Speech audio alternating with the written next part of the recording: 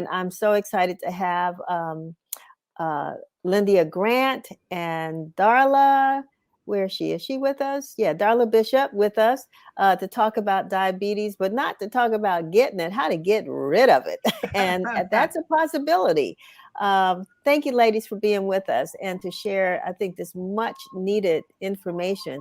So one thing I've noticed, was beginning to notice is, we have fast food restaurants popping up in our neighborhoods, but we're also having a whole lot of those, what do you call those places where people have to go? Insulin places where people have to go and get, the dialysis. That's it. Dialysis centers. They're popping up almost as quickly as the fast food restaurants are. Mm-hmm. So let's talk about that, Lyndia. You once, you dealt with diabetes. Talk about your experience. Well, two things for me. One is my mom, who died from complications of diabetes on Christmas Day in 2000. And Denise and Darla, that's changed my life forever. Because 2000 doesn't seem that long ago. It was 21 years ago. But so many African Americans didn't know. Here I am from a family of 9, and we were not educated about diabetes. My mom was having problems that we didn't recognize. She had had strokes. She had been in the hospital at Howard University, and doctors didn't even check, because Dr. Gail Numley Bland from Howard University is over that now, but she said they always check now. Well, back then they didn't. So our family did not have the knowledge. And so when we started to find out about it, she only lived 12 years. And when she had me, Denise, I weighed 13 pounds. And I want to bring that up because of gestational diabetes. So she was prone to have diabetes because she had such a huge baby. I was like the size of a 3-month-old. And so she's was a Southern woman who was one of the best cooks in North Carolina.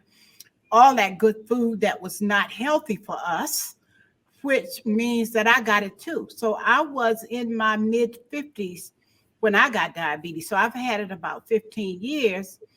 And when the doctor first told me, Denise, I ignored her. I didn't believe it because my mom had had her legs amputated, both of them.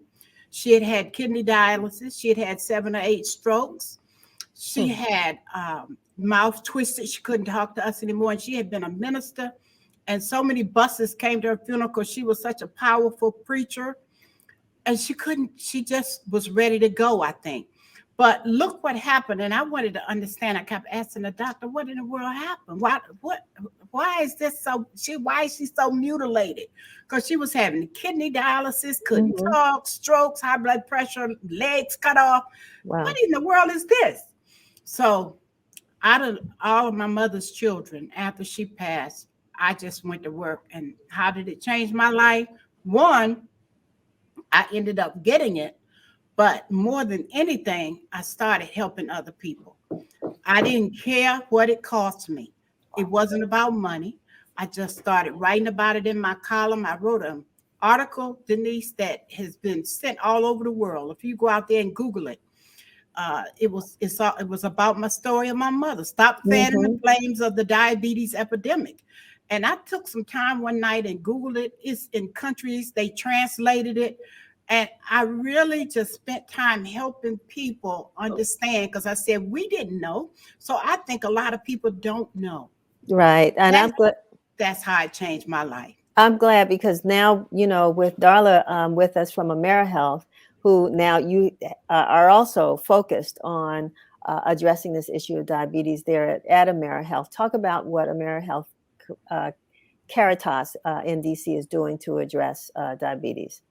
So at AmeriHealth, we understand that health isn't just about what you talk to the doctor about, right? And that couple times a year you see the doctor, and hopefully a couple times a year you see your dentist, but it's about where you live, what you do for a living, whether your home is safe, whether your children are in a safe and nurturing environment.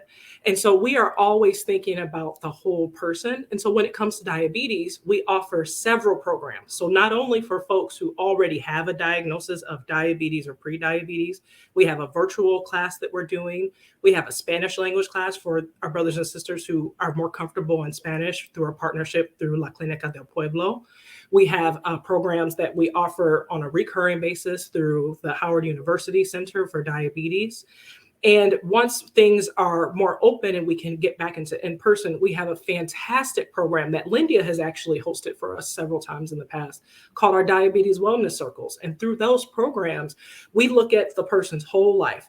What are you eating? Are you able to move? What are you stressed out about? How is your emotional health? Because we know that all of those things impact your ability to not only manage and understand what even diabetes is doing to your body, but to get to a different and healthier place. Before we actually got on the show, Lyndia and Darla, we talked a little bit about how doctors now are diagnosing people as being pre-diabetic. Yes. Which I think, is helpful, because now it's the warning sign that, if you don't take certain steps, certain things, it's inevitable that you will have diabetes. Lyndia, did you have the benefit of a early warning sign, or were you No, sort of full-fledged before you even knew you had no, it? Denise, because when my doctor told me 15 years ago that I had diabetes, I was so angry because of what had happened to my mom. I left her office in Silver Spring, Maryland, went home, and I didn't believe her. I didn't, because I didn't know enough about it still. I hadn't learned. And so in a month when I went back, she scheduled me to come right back because I had it. And so I didn't change anything. But when I went back, I asked first question, why did you say I have diabetes? She said, because you do. I said, but why? How do you know? And that's when I found out my A1C was 7.2. It was low, but still I was above. You have to get above 5.7. So I was in the early phases. I wasn't even pre. So I had been pre-diabetic sometime and didn't know it. So then after I found that out, Denise, I went home and started throwing everything out. I got serious. I worked. I threw out cereal. I had bought a pineapple. I took one bite of it because I found out you have to study food. You can't just think you have to, and sometimes they even recommend you take classes. But I did self-study. I went all over the internet reading everything. And so I threw out stuff and I reorganized, and I got my blood sugar back down to pre. I haven't gotten all the way out, but I did get to pre. But then, Denise, I want to say, and I know I don't have much time, I messed up being busy, and my blood sugar got all the way up to 15 twice. And I want you to know right now I'm at 6.8 or 6.5 or 6. I'm close to being out of it again. But this time I believe it's going to stay here forever because I stopped checking. People have to check. You have to have home monitors because I'm 70 years old and I've been eating and doing things automatic. Our brains, it's a lifestyle change. So I know I can't talk long, but I wanted to get that in. More than anything, I don't care how much you learn and know, you can forget. And so if I don't say anything else important to you today, even if you know, you got to reprogram your thinking and make a lifestyle change because it won't last because you'll get busy and forget all about it and go right back eating like you used to. I love that testimony. Darla, is that a new protocol now to ensure that, go ahead. That It people is, know yeah. their So the status? guidelines recently changed so that folks can now get a label of pre-diabetic because, like you said, it brings your attention.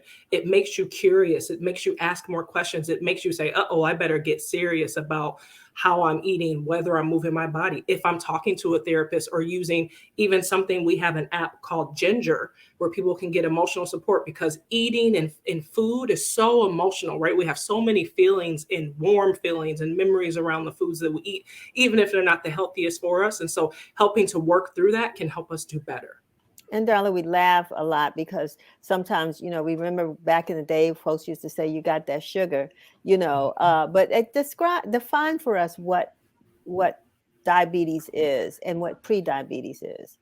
So diabetes is what happens when your body is unable to appropriately process insulin and sugars and foods. And so it throws off, it's a hormonal condition. It throws off your body's balance. And because your body is in an imbalance, it makes it difficult for your liver to work properly, for your kidney to work properly, and then also your heart to work properly. So that's why folks who have uncontrolled diabetes for a long time can have to end up on dialysis or have heart problems. And pre-diabetes means that you have numbers in your system when your doctor tests your blood and your blood sugar that are pointing in the direction of danger. And so they're trying to raise up that red flag and say, hey, if you keep going the way you're going, we might have some serious trouble soon. So let's get you so you can change your behaviors, change your diet, get moving a little bit more, and get you supported so we can get you out of the danger zone. So, because we're running out of time, this is really, really good information. And I'm hoping as we go into, it's interesting, they made October Diabetes Month so that you get your head right before Thanksgiving. November. That's exactly November. Oh, okay. So thank you. I'm sorry. I'm glad you corrected me on that. I'm still a month behind. But still, because we're going into Thanksgiving and people, you know what we do around this from this time to the end of the year. It's the best month. Exactly. So, Darla, if people wanted to know more about the programs that AmeriHealth offers, where would they reach out to you or to the best place to visit? The best place to visit is our website, and that's AmeriHealthCaritasDC.com, spelled exactly how it is here on my label. We also have social media at AmeriHealth Caritas DC on Facebook and Instagram, and then on Twitter, just AmeriHealth DC. And so we're always sharing health tips. On our website, we have a robust library of articles and videos, and we often run stories in the Informer to make sure that folks know about the resources available in the larger community. Wonderful. And we thank you for that. And Lyndia as well. I mean, you're on the radio every day. Was it? No, once a week. Every Friday at every Radio Friday. 1, Spirit 1340 WYCB. And I thank AmeriHealth for being my major sponsor. And I write about diabetes in my column. I've been doing that for the last 7 or 8 years. I do a series on it because remember I said I've been sharing and helping people and having all kinds of doctors on my show and nurses. And so it's just who I am. As long as I live, I know how devastating it is. And I have to go, but I want to say the most important thing you can do is change your diet, exercise, check your blood sugar, and keep it in mind. Don't ever just forget the way I did. All right. I want to thank both of you all. This has been great. We'll be listening and reading, Lyndia. And also, as I told you all personally, I got that pre-diabetic diagnosis, but I followed Lyndia's advice. So when I go back, I'm hoping to hear good news. Yes. But yeah, like you said, you got to keep it up. It's a lifestyle. Oh, yeah. Change. So gotta remember. Yes. Right. Thank you both for being with us today, and have happy Thanksgiving and thank you, Denise, for having us. And I'm so glad Darla could join me. Thank you, AmeriHealth.